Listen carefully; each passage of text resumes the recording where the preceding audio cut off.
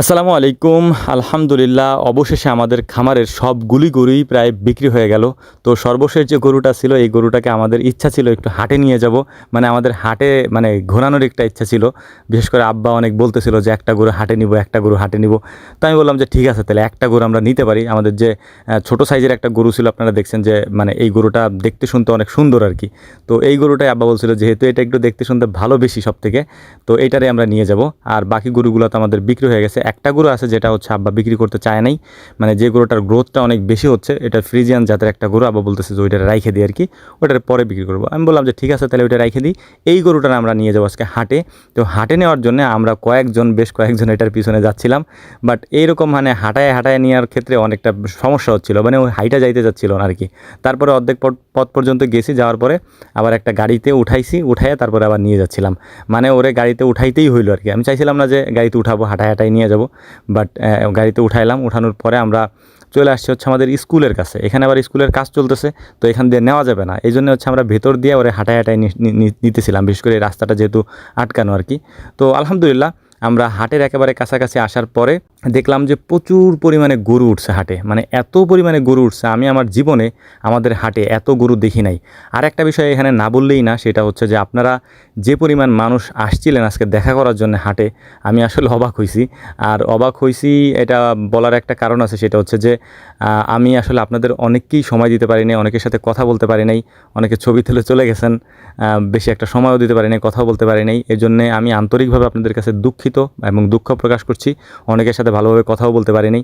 অনেকে অনেক খারাপ কিছু হয়তো মনে করতে পারেন যে ভাই কথা বললো না। অ্যাকচুয়ালি ভাই, আমার তো একটা জিনিস এখানে নিয়ে গেছি, তো আমার ওই চিন্তাটা, তারপর হচ্ছে যে একটা গরু নিয়ে আসছে এখানে, নানান ধরনের মানসিক চাপের মধ্যে থাকার কারণে আমি কথা বলতে পারি না। ইনশাআল্লাহ যারাই আসছেন তারাই তো আমাদের এই এলাকাগুলো চিনেন বিশেষ করে, তো আসবেন, আমি আপনাদের সাথে কথা বলবো ইনশাআল্লাহ এর পরবর্তীতে। একটা গরু এখানে শুয়ে পড়ছিল বলতে আমি আপনাদেরকে আগেও বলছি যে এই প্রচণ্ড গরমের মধ্যে গরুর হিট স্ট্রোক হতে পারে, এবং এরকমটা অনেকগুলা গরু এরকম হয়েছে। যেমন প্রচণ্ড গরম যেহেতু এগুলো সহ্য করতে পারতেছিল না। তো এক হিন্দু দাদা, তিনি একটা গরু নিয়ে আসছেন, তার গরুটা এরকম পড়ে গেছে। তো আমি যাই বাতাস করতেছিলাম যে গরুটাকে উঠানো যায় কিনা, তো উঠাই দিছি। তারপর উনি নিয়ে গেছেন এখান থেকে। তো কাস্টমার আসতেছিল, গরুর দাম করতেছিল, দেখতেছিল। তো এখানে একটা জিনিস আপনাদেরকে বলে নেই, এই গরুটা আমরাই কিনছি। আমরা কিনছি বলতে আমাদের যে কুরবানির গরু আপনারা দেখতে চাইছিলেন যে ভাই আপনাদের কুরবানির গরু কোনটা, তো এইটাই মূলত আমরা নিজেরাই কিনে নিয়ে আসছি। হচ্ছে যে আমার চাচারা বা মানি কাকারা আপনারা দেখছেন অনেকে ভিডিওতে, তো ওই কাকা এবং আর এক কাকা আছে এবং কয়েকজন মিলে তারপর আমরা এই গরুটাকে কিনছি 6 ভাগে বিশেষ করে, এবং বিক্রি করছি হচ্ছে আমরা 1,56,000 টাকায় মূলত।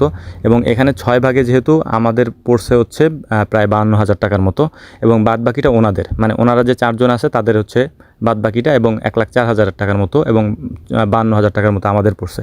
তো আমাদের অনেকটা ইচ্ছা ছিল যে আমাদের গরুগুলো যদি আমরা কুরবানি দিতে পারতাম তাহলে আলহামদুলিল্লাহ ভালো হতো। তবে একটা গরু পুরোটা কুরবানি দেওয়াটা আসলে আমাদের জন্য একটু অন্যরকম ছিল আর কি। তো যে কারণে একটু ভাগে হইলেও আমাদের নিজেদের গরু যদি নিজেরা কুরবানি করতে পারতাম, একটা আফসোস ছিল, যেহেতু নিজেরা পালছে আর কি। হ্যাঁ, একটা গরু কুরবানি করা বিশেষ কোনো মহত্ব না, কিন্তু বিষয়টা হচ্ছে যে নিয়তের একটা ব্যাপার থাকে। আর একটা বিষয় হচ্ছে নিজের পালা জিনিসের, এবং আমি আমার গরুটার সম্পর্কে জানি যে এটার আমি কী খাওয়াইছি এবং কীভাবে পালন করছি। তো এটার মাংস কীরকম হইতে পারে বা এটা কীরকম হইতে পারে এটা আমি জানি, এটা একটা ব্যাপার।